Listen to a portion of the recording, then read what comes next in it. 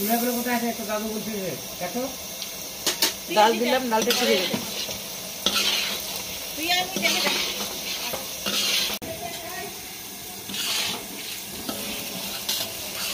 ডালটা ভাজা হয়ে গেছে। এরপরে চালটাকে একটু ভেজে নেব।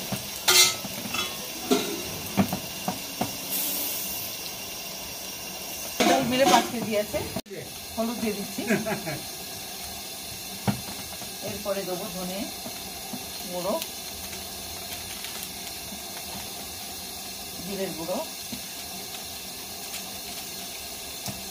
আর দেবো লঙ্কার গুঁড়ো, চিনি দিয়ে দিচ্ছি। এরপরে লবণটাও দিয়ে দেবো পরিমাণ মতো। লাস্টে দেবো গরম মশলা, ঘি।